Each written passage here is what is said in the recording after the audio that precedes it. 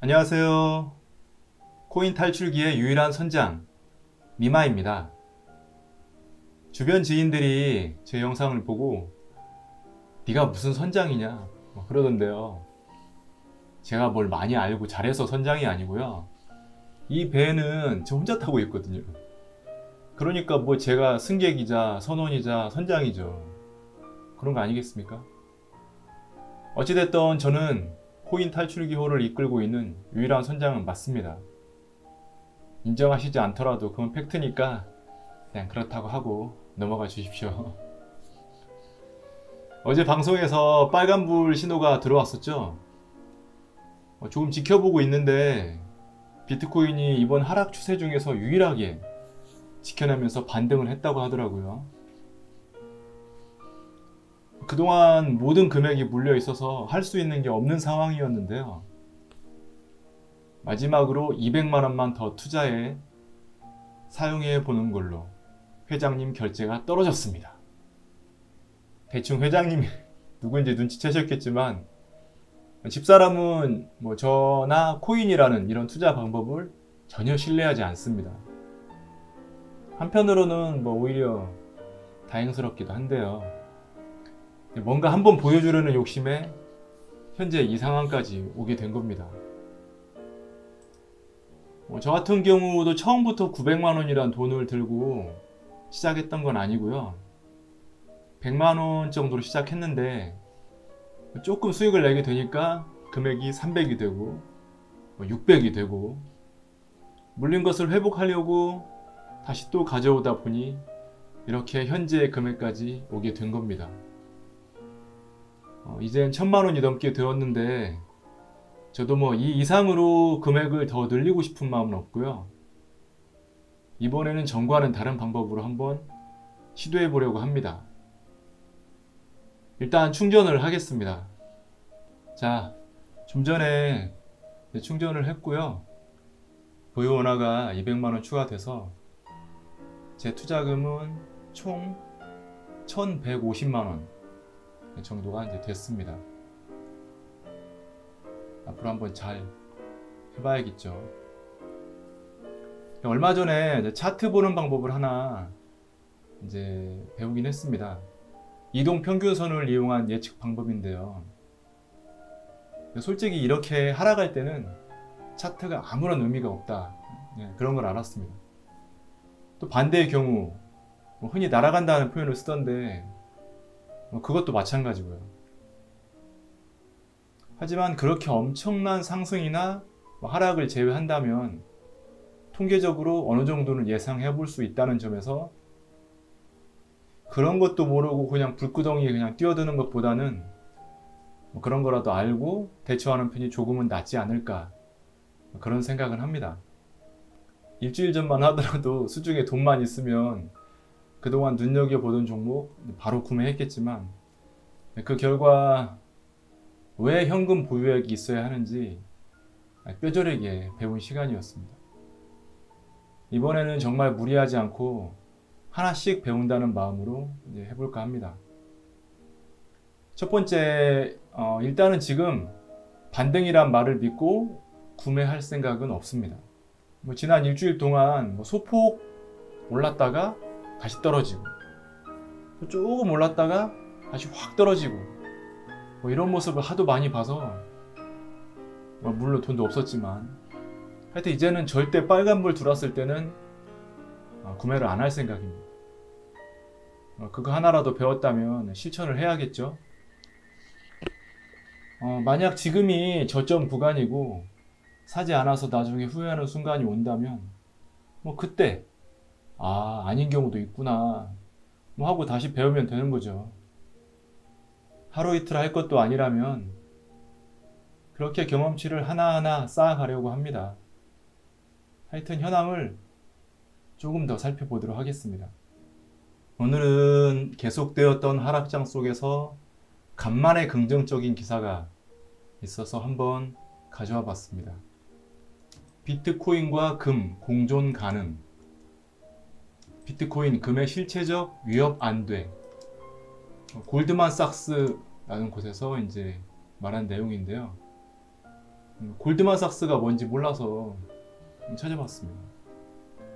독일계 유대인 마르쿠스 골드만이 세운 어음 거래회사로 출발해서 21세기에는 금융시장을 장악하고 석유 사업에도 손대고 있으며 온갖 일을 다하는 회사다.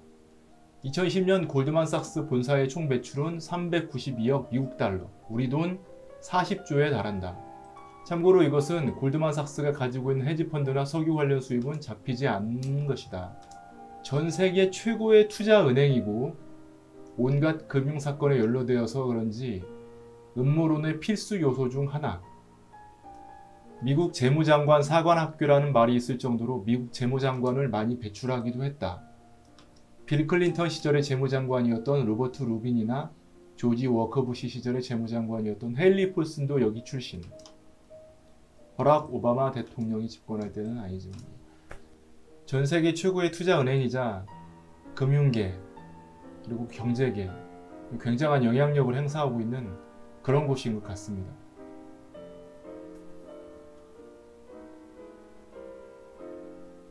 비트코인은 금의 수요를 일부 잠식할 수 있지만 금의 존재 자체를 위협하지는 않을 것이라고 골드만삭스가 전망했다. 또 금과 비트코인은 공존이 가능하다고 밝혔다. 세계적 투자은행인 골드만삭스의 이 같은 견해는 비트코인이 궁극적으로 금을 대체하게 될 것이라는 비트코인 열성 지지자들의 주장과 차이가 난다.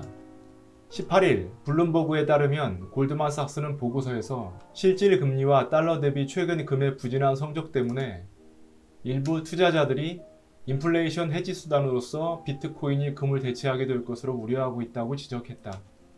은행은 또 비트코인이 금을 일부 대체했지만 비트코인의 인기 상승을 최우선 화폐로서 금의 위상에 대한 실체적 위협으로는 간주하지 않는다고 덧붙였다.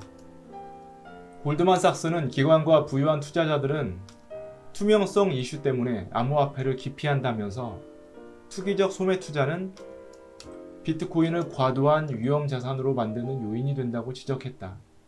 은행은 이어 우리는 비트코인 랠리가 금 강세장에 피해를 주고 있다는 증거를 목격하지 못했다고 밝혔다. 비트코인 가격은 올해 3배 이상 상승했지만 같은 기간 금값은 24% 올랐다. 이런 기사입니다. 이 기사가 나온 시점이 2020년 12월 19일입니다. 그때는 골드만삭스가 비트코인과 금 공존 가능하지만 금의 실체적인 위협이 안 된다. 비트코인은 이렇게 얘기를 했던 거고요. 다시 이제 2021년 5월 24일 골드만삭스가 다시 한번 이제 얘기를 합니다. 골드만삭스 비트코인 자산으로 인정하나? 기사 한번 보겠습니다. 미국 대형 골드만삭스가 비트코인을 자산으로 인정할 것이라는 의견이 대두되고 있다. 지난 22일 암호화폐 전문 매체 디크립트는 경제학자 겸 암호화폐 투자자이자 자산운용사 아이크 캐피털 설립자 알렉스 크루거의 트윗을 인용하며 골드만삭스가 비트코인을 자산으로 재평가한 보고서를 발표할 것이라고 보도했다. 크루거는 이 보고서가 며칠 안에 골드만삭스 웹사이트에 올라갈 것이라고 말했다. 보고서에는 암호화폐 투자업체 갤럭시 디지털 창업자 마이클 노보그라츠, 세계 최대 비트코인 신탁을 운영하는 암호화폐 자산운용사 그레이스케일 대표 마이클 소넨샤인 등 다른 금융업체 임원들과 학계 경제학자들의 발언을 담고 있다. 노보그라츠는 물어볼 것도 없이 암호화폐가 자산이냐는 질문에 긍정적으로 답변했다. 골드만은 보고서에서 노보그라츠가 신뢰할 만한 투자자와 기관이 현재 암호화폐에 관여하고 있다는 사실만으로도 암호화폐가 자산으로서의 공식적인 입지가 굳어졌다고 주장한다고 말했다. 소넨샤인은 기관 투자자들은 일반적으로 디지털 자산이 계속될 것이라는 점을 인지하고 있으며 인플레이션과 환율 하락 등을 막기 위한 방법으로 비트코인과 같은 검증 가능하면서 한정적인 자산의 매력을 느끼기 때문에 더 높은 수익을 얻기 위해 비트코인을 포트폴리오에 추가해 다양화하고 있다고 말했다. 또한 이 보고서에는 비트코인 비관론자인 누리엘 루빈이 뉴욕대학교 경제학과 교수의 발언도 실려 있다. 루비니는 암호화폐가 소득, 효용성, 경제 펀더멘탈과 전혀 관계가 없으며 이것이 가치 저장 수단 혹은 자산으로 여겨질 수 있다는 말에 반대한다고 말했다. 누리에는 대다수의 기관들이 변동성이 큰 암호화폐에 투자할 의향이 있는지 의심스럽다고 덧붙였다. 디크립티는 지난해 이맘때 골드만삭스는 투자은행계 전반에 걸친 암호화폐에 대한 비관적 견해를 받아들였다며 골드만은 암호화폐 변동성이 극심하고 인플레이션 해지 수단으로서의 증거가 없다는 것을 이유로 암호화폐가 실현 가능한 자산이라는 점을 전면 부정했다고 말했다. 그러나 골드만은 비트코인이 급등하기 시작하면서 초기에 강경적인 반대 입장을 서서히 철회하기 시작했다. 지난해 8월 골드만은 자체 스테이블 코인 발행에 관심을 보이기도 했고 이후 디지털 자산 총괄 채용을 추진하기도 했다. 또 지난 3월에는 2018년 이후 처음으로 기업 상대로 비트코인 선물 거래를 재개하기도 했다. 또한 23일 코인데스크는 골드만삭스 글로벌 디지털 자산 총괄 매튜 맥더모트가 글로벌 매크로 리서치 뉴스레터에 실린 질의응답에서 암호화폐 관련해 긍정적인 발언을 했다고 보도했다. 맥더모트는 핫 월렛 관련 암호화폐 탈취 사건은 시장에 부정적인 영향을 미치는 하나의 사기 사건일 뿐이라고 말했다. 그는 또 전 세계적으로 다른 규제가 암호화폐 산업의 발전을 방해할 수 있다고 언급했다. 16년 동안 골드만에 몸담은 맥더모트는 암호화폐 업계의 대형 기업들의 부정행위가 눈에 띄게 늘지 않고 성장했다며 새로운 자산의 출현을 목격하는 건 흔치 않은 일이라고도 말했다.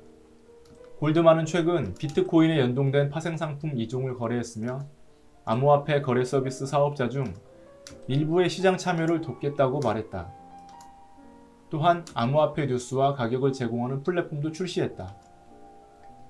맥더모트는 회사의 최근 계획이 기관 투자자와 자산 관리자들의 수요 증가에서 비롯됐다고 말했다. 네, 이렇게 기사는 끝이 났는데요. 제가 며칠 전에 영상에서 지금 이 시대는 비트코인과 금과의 어떤 세력 전쟁이다 라는 주장을 봤었는데요. 어떤 세력의 승리 뒤에는 반대 세력의 몰락이 있을 겁니다.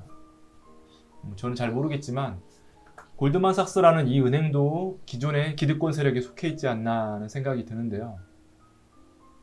그럼 골드만삭스가 인정하려는 움직임을 보이는 것은 아마 공멸보다는 공존 쪽으로 같이 가보자 하는 신호가 아닐까요?